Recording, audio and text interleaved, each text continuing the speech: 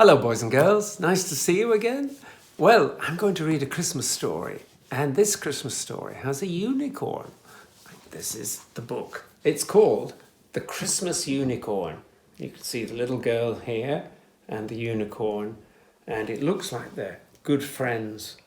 The story is written by Anna Currey, and Anna did the pictures as well. Let's have a look inside.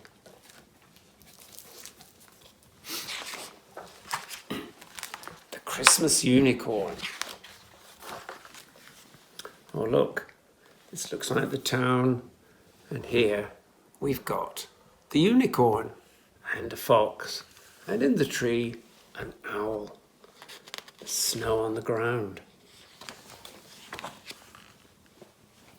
There now, Millie, said Mum, tucking her in and giving her a good-night kiss. Don't look so gloomy. Poor Grandpa would be lonely at Christmas if we didn't come to stay, and Dad will be here just as soon as he can. So good night, sleep tight. But Millie didn't sleep tight. She knelt at the end of her bed and gazed over the moonlit, snowy fields to the forest beyond.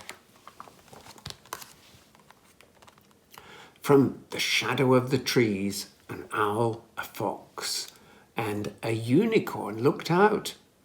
The little town that usually twinkled away quietly at night was now ablaze with pink, purple, red, yellow, and blue lights. They flashed and danced and sparkled. "What are those lights for?" asked the unicorn. "For Christmas," said the fox, who knew everything. "Christmas," wondered the unicorn softly. "Christmas," he repeated, tossing his head and kicking his heels. "I'm going off to see," and away he went. He trotted down the silent, sleeping street, past garden gates all tightly shut, except for one. He nosed it open and went in. The gate made a loud creak. Millie opened her window. She stared at the unicorn for a very long time. "Hello," said Millie. "Hello," said the unicorn. And they stared again. "Wait there," said Millie suddenly. "Don't go." Millie ran downstairs to open the door, and in came the unicorn, along with a few soft flakes of snow. He pattered across the whole floor and shook himself hard. "My name's Millie," whispered Millie. "What's yours?" "Florian," said the unicorn.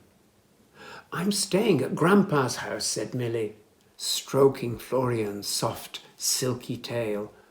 "But I wish I had a friend to play with in the snow, and I wish Dad was here too. Mum says he's going to come just as soon as he can." Florian said nothing. He had fallen fast asleep. But Millie stayed awake for a long time. "I've got a unicorn," she said to herself, "a unicorn of my very own."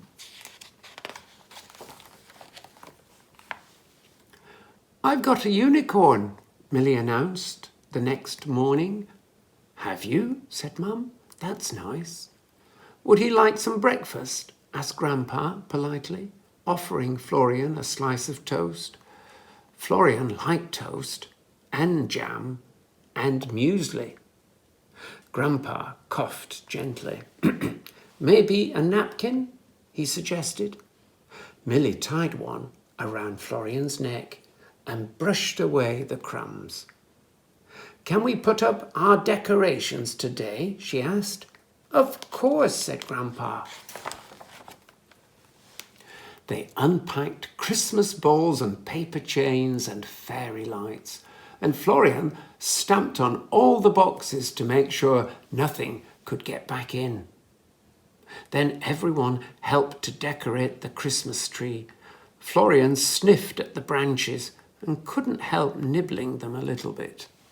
There he goes. "Oh," said Millie, "Florian has chewed the star."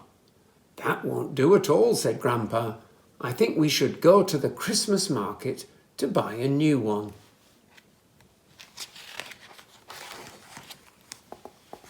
Florian went too. Millie and Florian both loved the market.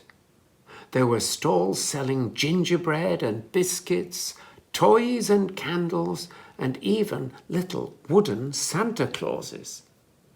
Together, Grandpa and Millie chose some decorations for their tree and a Christmas garland for Florian. There's the garland. He was so proud that he trotted around to show it off. Then he caught sight of something twinkling, something more beautiful even than his garland. Millie and Grandpa didn't notice Florian was missing until they stopped for a mug of cocoa. I thought he was behind us, wailed Millie. Don't worry, said Grandpa. I'm sure we'll find him. But they called, and there was no answer. Millie ran down the alleys and looked between the stalls, and Grandpa puffed along after her. Florian, Florian, yelled Millie, and she ran into the middle of the market square. In front of her was the biggest Christmas tree she had ever seen. It was covered in sparkling coloured lights, and at the foot of it, munching the soft, sweet hay, was Florian. Here he is. Oh, Florian, I thought you'd gone, cried Millie, hugging him tight. A little girl in plaits came over. He's lovely, she said. Is he yours? Yes, said Millie. He's my Christmas unicorn. Would you like to stroke his nose? Sophie called the little girl's mother. It's getting late. We should go home. Where do you live? Asked Millie. 23 Forest Road, said Sophie. Forest Road, panted Grandpa, who had just caught up. Why, that's where I live. So they all walked home together. When they reached Grandpa's house, Sophie asked, Would you like to come tobogganing tomorrow? Oh, yes, please, said Millie. Florian looked over the wide snowy fields to the forest. He thought of his friends, the fox and the owl. It's time for me to go home, he said. Millie kissed him and stroked his neck. Promise you'll come back, she said. I promise, said Florian. Grandpa and Millie watched him gallop away. Then Grandpa took Millie's hand. Let's go inside, he said. The front door opened. Dad, yelled Millie. I came as soon as I could, said Dad. Oh, wow, what a surprise. I've got a new friend to play with in the snow, said Millie excitedly. She's called Sophie, and Florian found her. Dad looked puzzled. Who's Florian? He asked. He's my very own unicorn, said Millie. My Christmas unicorn. And she hugged Dad as tightly as she could. All Millie's Christmas wishes had come true. And look, here's Millie and Sophie playing together. And that's the back of the book. There's Millie and Sophie going on their toboggan. And there's the front and back cover. And the front, the Christmas unicorn, a super Christmas story. I hope you enjoyed it. See you again soon. Goodbye.